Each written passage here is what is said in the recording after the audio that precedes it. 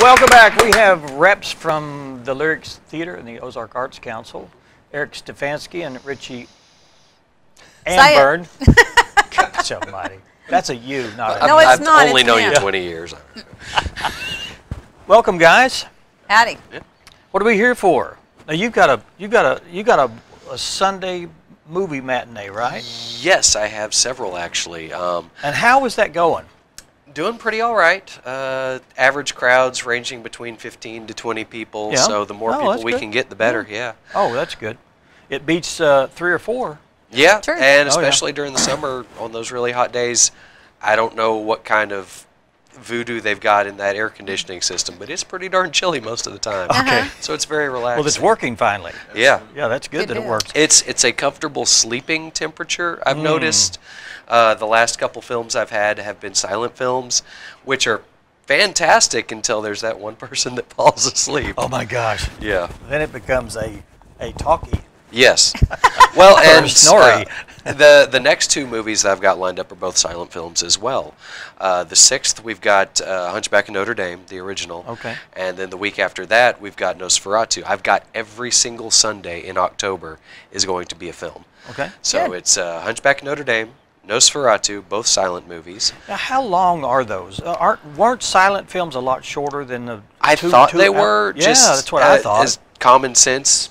I believe the last one that I had was an hour and a half. Really? Okay. I'm Yeah. surprised.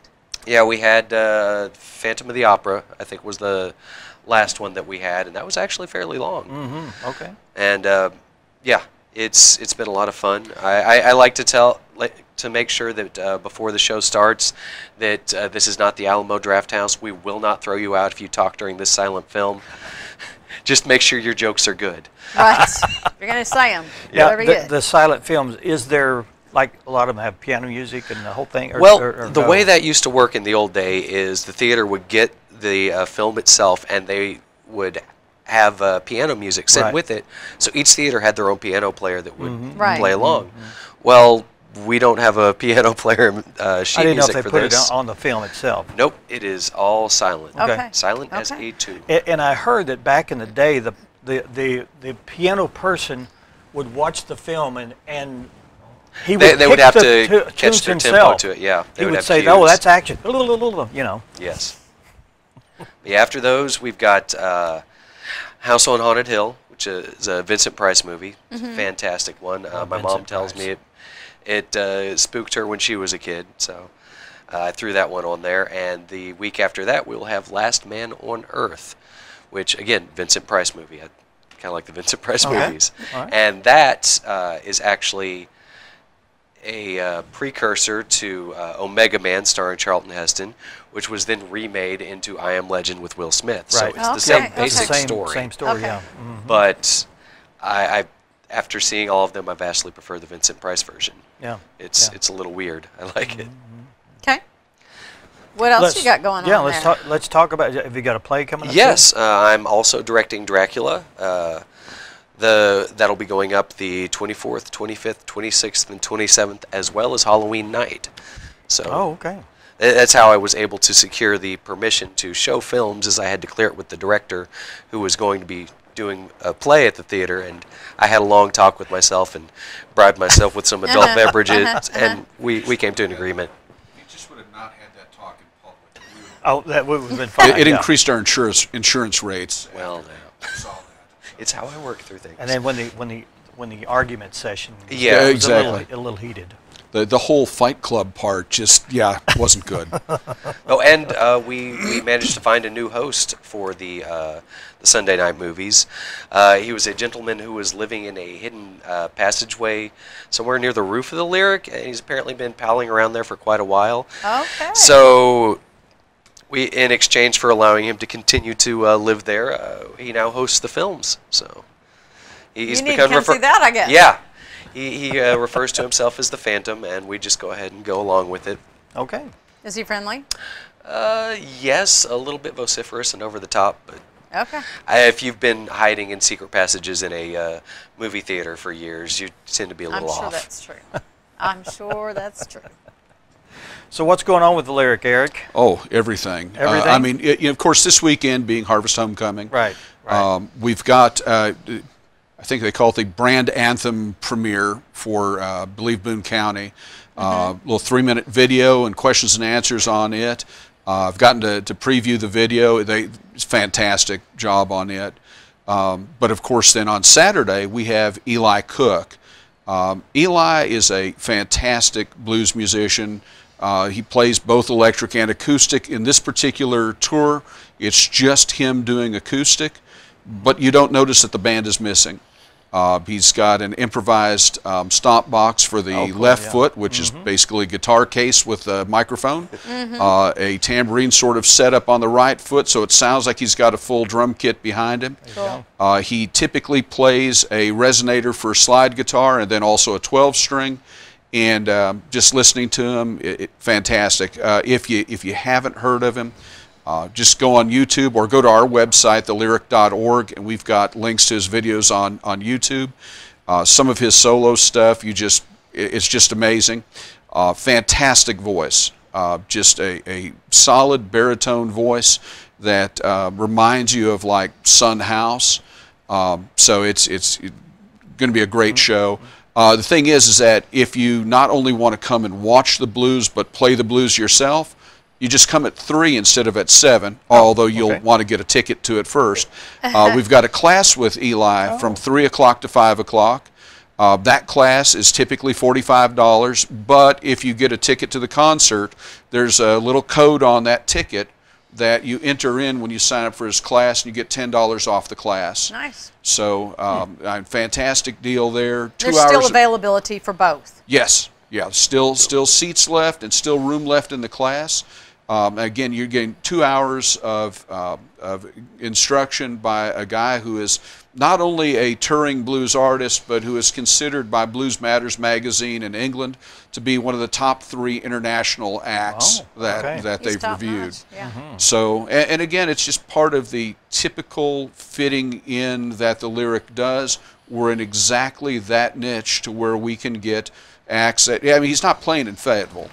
He's playing here. He's not playing in Little Rock. He's playing here. We're the right size, and that's, kind of thinking about the rec center and its possibilities as a venue. It's going to be a large seating arrangement, larger than what the PAC is at the high school. So we end up with multiple venues in town to where we can continuously be encouraging the arts in multiple size settings. So everything from a bar type setting to our 370 seats at the Lyric, to the 940 or so at the PAC, to whatever the seating ends up with the rec center if that passes.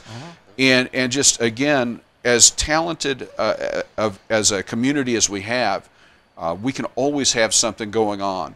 And again, so you've got concerts, films, play, all in October. As soon as he finishes with the Halloween performance of Dracula, he tears down set, we get things ready for the 1st of November, when Arkansas Shakespeare Theater will be coming up and doing 2 performances of Romeo and Juliet. We're only selling tickets to the evening performance right now because the morning performance, we have to fit all of our schools in first. And so we may not end up with any tickets for sale on it at all to the public.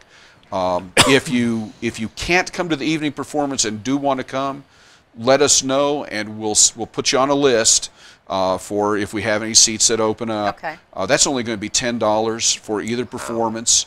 So it's going to be fantastic. It's their family theater edition. So if you think that you might be interested, but you're not all that big of a Shakespeare fan, this is one of those type of performances where it really can get you into it in a comfortable way.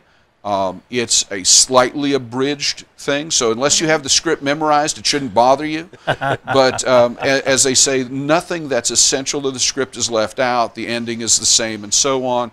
All of the most memorable speeches are the same, and so that should be great as well. Of course, as soon as that's done, we clear the stage off, and Outsiders brings in all of their stuff. So. And the Outsiders will be the first week of December. I think the Tuesday after the Christmas parade through the next Monday is the current plan. And that'll have some morning matinees that'll be all school-based, but then performances every evening as well. Something else, November, December. Oh, you got more movies. Of course, Yeah. the November movie, I forget. The November movie is going to be King of the Zombies, which it's weird. It's really weird. It was filmed in 1941, right in the middle of World War II. So there are subtle, not so obvious. It's like the bad guy's got a German accent. They don't say anything directly, but the bad guy's got a German accent. And the December film is going to be Santa Claus Conquers the Martians. All right, then. Seen it. You know exactly how strange it is. It's pretty strange. I think people are going to love it. Yeah. It's going to be a hoot. You'll have some boisterous laughing going on. Good. and that's one of those too where we can build on one of the new things that we're planning to do, which is to have season movie passes. Yes. So you basically are paying for your movies in advance. You're kind of paying for 10 and you get 12, and it gives us enough at least 12. Well, yeah. Because you never know, we might manage to get next October slammed out with horror films. Exactly. Plus, again, it gives us a pool of money for expanding what we're able to do film-wise as well.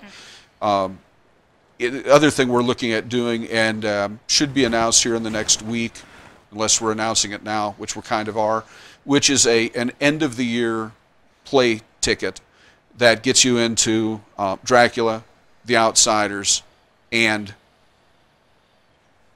Romeo and Juliet. Yeah. And maybe I don't know if we're able to work this to where 12 Angry Jurors can be part of it or not as well. But 12 Angry Jurors is coming up in November as well, which is a Harrison High School production.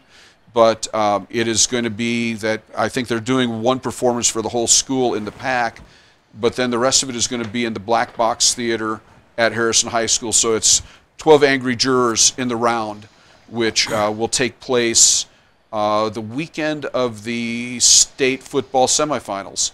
Okay. And in fact, that Friday evening performance is budgeted an hour earlier so that anybody who is afraid they won't get a parking space can come and park and go to the play and then simply take the shuttle down to the field. That's fine. Okay, That's perfect. So That's interesting. More information we can find on thelyric.org or call us at 391-3504. All right. Okay. All right. Thanks, guys, for Thank coming you by. very much. A lot of stuff going on. If you say that there's nothing to do, then you're not really You are looking not- deeply enough. Right. Thanks, guys, for being here.